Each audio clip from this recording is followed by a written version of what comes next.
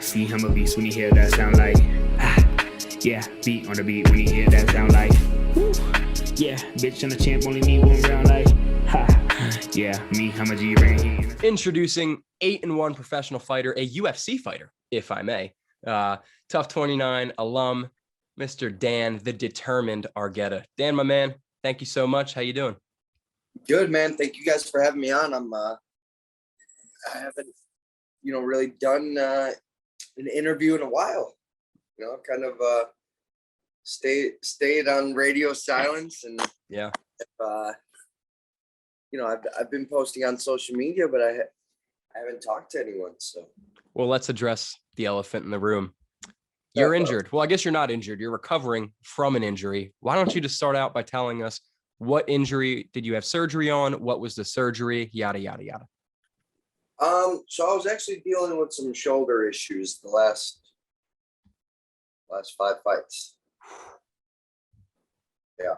Wild. So I fought 18 rounds with a bad wing. Oh, God. Yeah. You guys are crazy. It's the Ultimate Fighter. And, I kept fighting without health insurance, dude. Big problem. Yeah, I kept doing it, and I said, I'm going to make it there, and maybe the UFC can help me out. Maybe they can fix me up. And that's exactly what we did. I stayed to the path. I freaking grinded it out. When the time came, after my fight, I got x-rays, got MRIs, and found out that I had arthritis in both shoulders. Wow. And so I basically beat my shoulders to a pulp in the last year or so. Torn labrums, torn rotator cuffs. We decided not to touch any because I don't get shoulder dislocations. I still have strong shoulders even with those tears, and that wasn't the issue. We just needed more range of movement without pain, and got some bone spurs shaped down. Got my bicep tendon reattached. You got some serious reconstruction, huh? Yeah, and I was fighting with it for a while. So I mean, dude, that sucks that you're fighting with it, especially like on Tough in your UFC debut. But props to you for fighting through it, and I'm glad you're finally able to get it fixed, man. Yeah, I made sure I didn't want it to be an excuse, so I never said anything. I fought through it. I respect that a lot. People you shared the house with on Tough 29, Brady Heistand, he told me he had a torn MCL, ACL, everything. He fought through that for the season.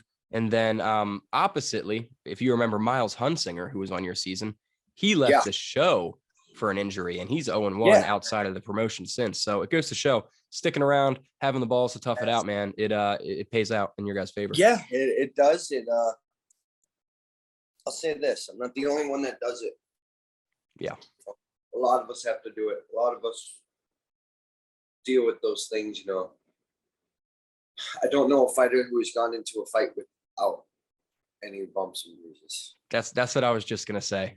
So like you said, no one goes into a fight 100%, but when do you think your timetable for return is in the UFC, even just back to training full? I started training full time a month ago. Woo! I got cleared full sport at 4 weeks. Awesome. It took a lot of work. I basically right after the fight, I started building up my shoulders, fighting through the pain, just building them up. I got up to 172 pounds with 10% body fat. I got jacked. Yeah. And went into the surgery strong. Went to the PI a day after surgery, flew in, and they started working on my shoulder right then and there. I didn't face any muscle atrophy. I did the correct thing. I had talked to other fighters, and they said, treat this surgery like a fight, the same way you would with a fight, where you have to heal up afterwards. You got to go into the fight healthy, strong. You got to do all the correct things, because your body's it's trauma, when you go, it's just trauma. Mm-hmm. And that's exactly what I did. And it paid off because I was able to go full force into rehab right away. And, 4.5 weeks after the surgery, I was already kickboxing, sparring. And we're like, oh shit, I'm moving fast. Yeah. Was even nervous, talked to doctors. No pain. You feel good. You look good. You're not showing any signs of re-injury. Yeah, keep going. The biceps ready to go. That's great, man. The next step is getting cleared to grapple at 100%. Falling on that hand. Right. So hopefully, I think that'll be this week, and could expect me back in there as early as January. Let's go, dude. That's great news. Love to hear that. That's a 4-month recovery compared to 8 to 10, how they said. Hey, man, that's what happens when you're young, healthy, and in shape, dude. Your body takes care of you. So that's awesome. Best surgeons, best treatment afterwards. Oh, yeah. I asked, I said, what's a normal person? Like, when do they get out of their sling? I was out of the sling 20 hours after surgery. Damn. Getting work done. What is a normal person? I was out of the sling for good 9 days in. And a normal person, they're not out of the sling for about 30 days. Yeah, that's what I thought, dude. That's crazy. Yeah, it blew my mind. I was like, oh man, I've had shoulder surgery before. Yeah. I remember being in the sling for fucking 2 months also. Brutal. So, I mean, you seem like you're glowing and in great spirits, but I got to ask anyways, obviously you're going through crazy physical recovery. How are you doing mentally while you can't, train how you want to maybe and all that in the meantime? You know what? You're the first one to kind of ask me that. I care. I'm fucking hungry. Yeah. I'm hungry, dude. I'm watching these dudes get signed. I watch, even guys in LFA and CFFC, all these other promotions, like getting into the rankings. And I'm like, getting into the show. And I'm like, man, these dudes think they're ahead of me.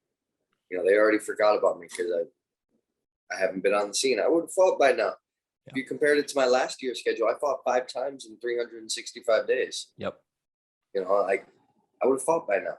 Yeah. And it pisses me off. I'm like, oh man, it's like, I've sparred 4 days before surgery. Wow. The best I ever looked. Yeah. It was the best I ever looked. I even kind of turned around. I told Cub, I'm like, do I have to get the surgery? Do I have to? I feel good, dude. I could go win next week. And you'll have to. Like, we're getting it. Yeah. It's going to be one of those things where I'm going to feel so good, and then we're going to take a fight or go through a camp. And it's going to turn into my last couple fights where I didn't spar for a month out. Wow. I was just worrying about the weight, no impact, grappling a little. Wasn't doing any intense training because, there were nights where I'd get home, like I'd leave training. I couldn't even lift my arms up to the steering wheel. Brutal. So like that was my mentality before the surgery. Yeah.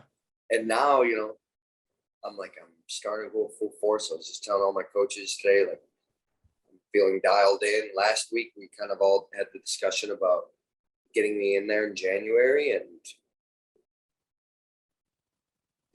that's the one thing that keeps me going, fighting, that's the one thing that can make me happy right now. I'm going to win. I just want to go win. That's it. Yeah, man. I mean, especially mentally, it is hard. It's hard. Like the one thing I like to go do, I can't go do it right now. Yeah. Yeah, man. I can't even imagine. That's brutal. It even weighs on my girlfriend as well. She has to deal with me not being able to go do the one thing that I'd love to go do. Yeah. Is she putting up with that all right? Yeah, she's busy too, man. My girlfriend, she's in dental school right now. Oh, okay. She's done. She's becoming a doctor of dental surgery. So, she does well for herself as well. Yeah, that's awesome. Yeah, so it's kind of like we chase each other. Yeah. Right now, she's winning because I can't do anything. Hey man, January is not too far away. Do you have Yeah. a potential opponent in mind? Anybody you'd be interested in getting in there against? No, they haven't. We haven't. I don't even know if we've really looked. I don't know Yeah. who's not booked, who's booked. They're all good, man. Yeah. Are you gonna stay at featherweight or are you going back down to bantamweight? Going down. Good stuff. Good stuff. Going down. I know I'm a world beater at 35. Yeah. So yeah, 40. I was just gonna say, no, go ahead, sorry. I always said, I've said it in multiple interviews, friends, family. 45, I could hang in the top 25 and throw on some exciting fights. Sure. 35, I can hang in the top 10 and I could beat some ass. Yeah. Totally get that. And I mean, for those who don't know, your last fight was your UFC debut. I mean, it's not that they like threw you to the wolves because you did take a short notice fight against Damon Jackson, replacing Derek Minner, but you did fight up at 145, short notice. You didn't have a full camp behind it. You closed as like a plus 425 underdog, dude. And then you went out there, you took him the distance and you dropped his ass and almost beat him a few times. I remember I had like a small parlay and a Jackson piece in there. Watching that fight, that was the fight. I was like, oh my God, dude, this Dan guy, I'm a fan. I was on the edge of my seat like, yo, he's going to knock out Jackson. So that was a great fight. I can't wait to see you in there on a full camp. What is that going to do to benefit you, not fighting up a weight class and having a full camp to prepare for? Well, there's a couple things. I forget that. I really do forget that it was short notice. The cards were in my favor. Apparently, he was supposed to be that much better. Apparently, he had some of the best submissions at 45. I didn't give a fuck. Yeah. It was, exactly 4 weeks before that fight, I just got into a 5-round war. I got the fight on 10 days notice. I got the stitches out of my head 7 days before I fought. Jesus. So I just got the stitches out of my head. Didn't spar at all. I only trained for about 12 days leading up to that fight. Jeez. I still had a weight cut. I cut down from 65 to 45. Still had a weight cut. It was unreal. I think if I would have been a little bit more just hesitant when he was on my back to like explode, I would have. But there was a couple moments where, he slammed me on my shoulder first round, right on my elbow. And I look at Cub and I'm like, it's done. Like, my arm's done already. And he's like, oh, fuck. He knew I was post on my elbow and I couldn't pop up. Frick. And I just had to keep fighting. I knew he wasn't going to choke me out. I have pretty good jiu-jitsu defense. I go with killers all the time. I'm hard to choke. Yeah. I'm tough to submit. So that was a card that we got to play against him, and it paid off against him. It brought me all the way to the end where I got to have a good showing, and I think at 35 these dudes are in trouble. Yeah. And I was gonna say too, did you watch Damon's last fight 2 weeks ago? Or Pat Sabatini, UFC vet, that was his first loss in the UFC, and then meanwhile for your debut you took Damon Jackson all the way, man. So like I just said before, can't wait to see you in there at 135 when you get that with the fresh shoulders. Yeah, it's obviously there's always that little thing in your head, like when you're going to fight, like, all these dudes are good. Sure. I forget how good I am. Yeah. Dangerous I am. I forget that. No. These dudes got to fight me. They got to fight me. I'm dangerous. I'm that motherfucker at 135 that people got to watch out for. Love that, dude. And I can attest, you certainly are dangerous. 8-1 and a lot of excitement behind it. How many fights are on your UFC contract? I assume they hooked you up for helping out. I signed a 4-fight contract. Okay. So you have 3 left then? Yeah. Yeah. That's awesome, dude. That's great. So, backing up here to Tough 29, that was, the first season of Tough back in however many years. Great season. A lot of UFC fighters already came from that season, including yourself. I just have to ask you, your lone loss in the season, was to Ricky Tercios, who is now in the UFC. He's 0-1 in the promotion. Is that a fight you'd ever want back? Of course. Yeah. Of course. You know, it's not actually on my record, but that shit's Right. on my mind. Sure. It's on my mind. We even, after the LFA title, I said, let's ask for Ricky. I want Ricky. Yeah. I love Ricky. Ricky's the man. Sure. He's so Great kind, light, awesome competitor. Mm-hmm. I'm an awesome competitor. Yes, sir. You know, and I rewatch that fight and I tell myself, man, if I fought him a month later, I would have won. Yeah. I would have won. You know, if I would have fought him after I made that cut before, I would have won. If I would have fought him after I knew what the apex felt like, I would have won. Yeah. So many variables where I'm like, oh, that's a guy I beat. You know, now I look at it like, hey man, maybe let's have some fun with it. Maybe a retirement fight, you know, 10 years down the road. Be awesome, man. I love Ricky as a guy too. I wish the best for Ricky. Sure. I hope we both make it to that retirement fight that everyone wants to see. Me too, man. I was just gonna say I love Ricky, but you know, I'd love to see you guys fight it out again too, because that was a good fight in the first place. It was awesome. I had a blast.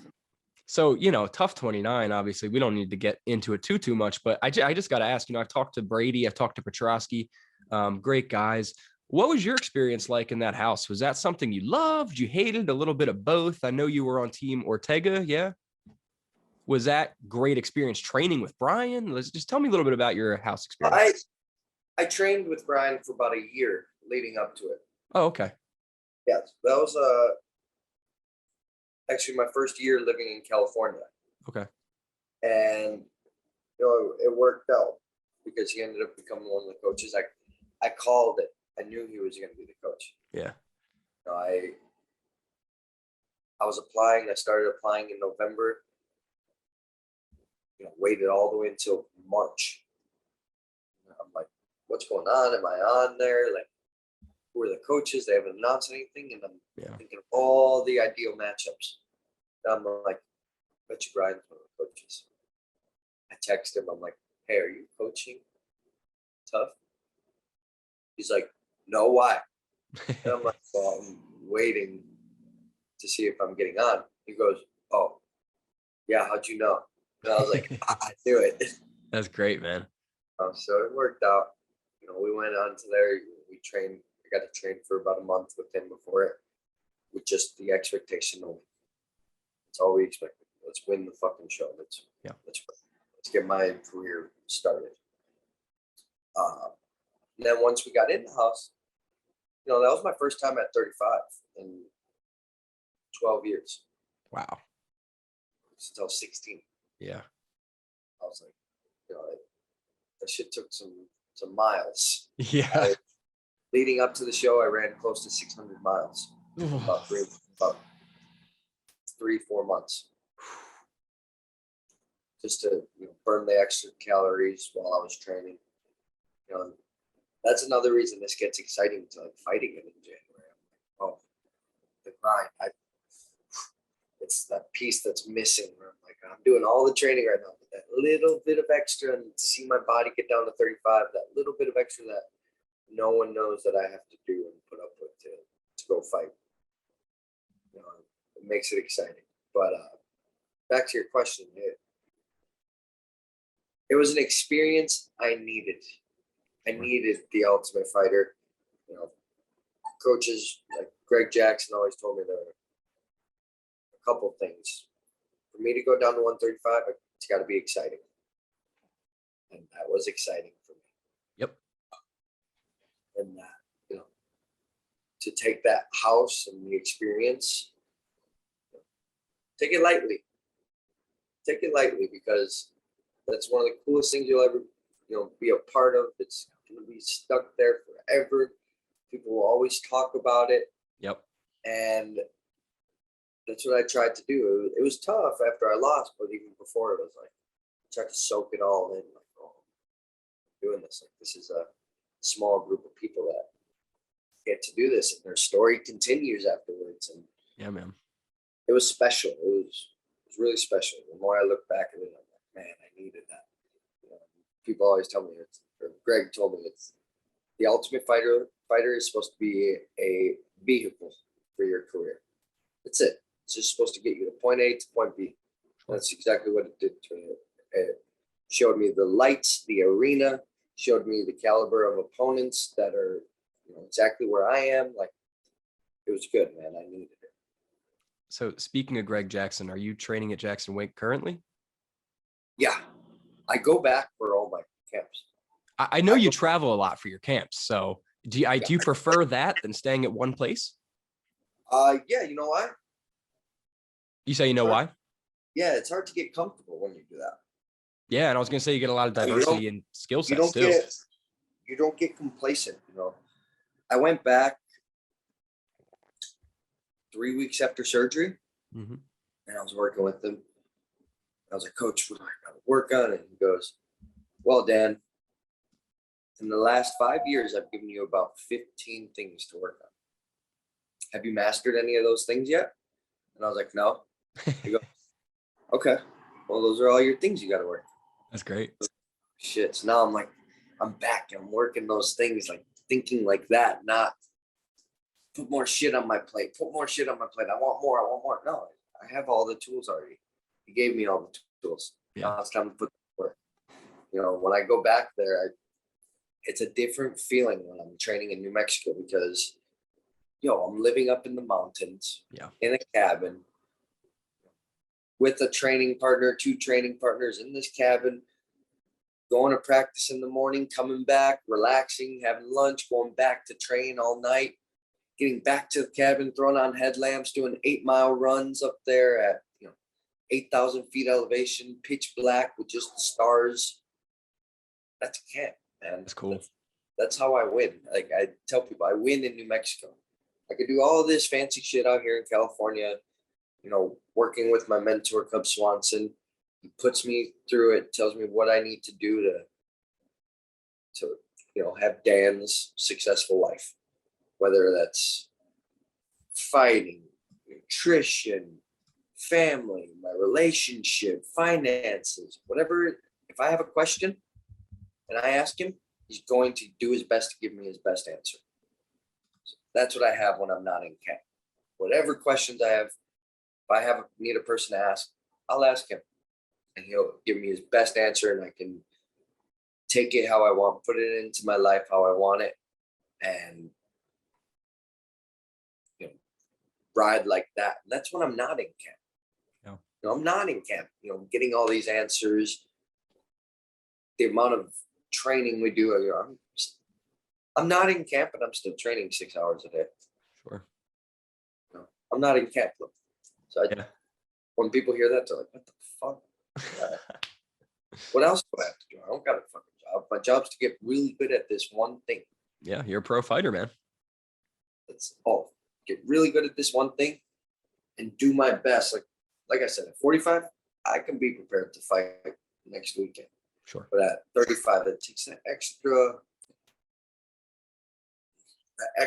push. And for me to walk around under 155, that's 10 hours a day.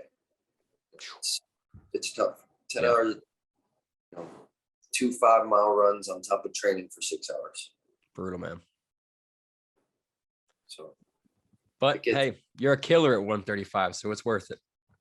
Exactly. It'll be worth it. So, man, Jackson Wink, one of the best gyms in the entire freaking world. I don't need to name drop the countless people there. I do have a question about one of the Jackson Wink alum in a second here, but real quick, your mentor, Cub Swanson, he's got a fight coming up. Jonathan Martinez. How you think that one's going down? Unbiasedly. I think that he can win on the feet, on the ground, offensively, defensively, by submission, by flash knockout. I just think he still has that killer in him. And that's hard to find when you start dealing with these vets. Yeah. That's hard. Dude's my best friend out here. Cub is my best friend. Yeah. Every week we take a 2-hour drive out to Palm Springs and we go to a boxing gym. I spend 2.5 hours picking his brain. Questions about fighting, life, family, my girlfriend, freaking everything. I just pick his brain. And it's hard to get disappointed. I'm like, fuck, man. Like, if anything, I'm like, oh, I got some big ass shoes to fill. Yeah. He's giving me the whole fucking blueprint. He's giving me the whole blueprint how to do things correctly in this sport, in this life as a professional athlete, as a potential family man. He's giving me the blueprint, dude. And it's hard to find that out of veteran fighters that they can explain it and teach you it. Sure. Not everyone could be a mentor. No. Not everyone could be badass fighters, but to be a badass fighter and to be a fucking mentor, a life coach, oh shit, dude. Hard. Yeah, it's hard. Father of 3 babies, like, dude, Yeah. like and then he balances me, the annoying little fucking brother, on top of it. Like it's respect. I give respect where it's due, and that dude deserves it. It's been so cool to see this camp where, I'll be cornering him, and I spent like the first month of his camp. It was right before surgery, healing up. We went to the PI, did all the body testing, and then get back at surgery. And then I'm kind of on hiatus for a couple of weeks. I can't train with him. And he was just waiting for me to get back in. And I get back in, and now we're on the same wavelength with each other. He's a little bit harder right now because he's making 35. Yeah. But first time in his career, I believe, or at least in the UFC. Yep. And that's tough on him. And I think he'll give me more props for the fact that I can make that weight. And now he's shit. Dan does it. I can do it too. Yeah. So we push each other still. No, I'm really glad you have that. Like, he's a Hall of Famer, so that's a great role model. Yeah. We just talked about that today. It's like, he got that, and I was like, damn, that's just another thing that I gotta accomplish now. Oh shit! Like, I forget that he's in the UFC Hall of Fame. Yeah. Like, dude, he's the man. Mm-hmm. He's the man. I couldn't ask for a better mentor in the sport. I think that Jonathan Martinez has a big problem on his hands. I agree. I really like Cub in this matchup. And I definitely hope he can get it done because I love Cub all around. He's a great family guy. Seems to be a great mentor and a great fighter too. So I wish the world just knew. Like, we have all these hot shots, all these famous icons in fighting. I think it's time for a family man to be an icon. Yeah. I feel like that's what we need right now. I feel like, hey man, you can be a family man and be bad to the bone. You can be a family man and be a motherfucker in this sport. Like, bring more light to that. Bring more light to that. That's what I strive for. Like I said, he gave me the fucking blueprint. He showed me what's important in this life after fighting. What's important in this life during fighting. And it's like, oh, Dan, you have the answers. Don't fuck it up. You have the blueprint to have that. When I'm his age, I want to have kids and be able to go to their sports and hang out with them, and my kids to know. I only want to fight a little bit longer than him. I want to fight till I'm 42, just so that my kids can be 5, 6 years old one day when I decide on having them, and they can see what Dad did. That's why I just want them to see what Dad did. This is why Dad may have been busy when I was a baby. But it's better to be busy when they're a baby and they don't remember than when they're ready to see you watch them score a goal. And and he's doing it right now. He gets to go see all this stuff. I'm like, man, you know, my dad's my best friend, dude. And he never really got to go watch me wrestle. He only watched me wrestle maybe about 5 times my entire life. Yeah. And I was upset about it, like during college, but then I had to sit back and be like, oh, it's because he was working his ass off to make sure I can go do whatever I wanted in this life. Sure. You know, so now I put that in my own blueprint. I'm like, I gotta bust my ass for these future little munchkins. Love that, man. I really do. So I have one more question for you here, and then we'll get out of here. Really appreciate your time again, Dan. Especially we had, for those most of you don't know, but we had to reschedule this because my dumbass has COVID. So appreciate your flexibility, man. But I mentioned another Jackson Wink alum, possibly the most famous, Mr. John Jones. Obviously, I've seen him comment on a lot of your posts. I know that you guys know each other. Maybe, I don't know if you guys used to train together, but what's your guys' relationship like? And if you did train together, how does training with somebody like John Jones help you out? Dude, so like I said, when I'm in New Mexico, I live up in a cabin. Yeah. I live with an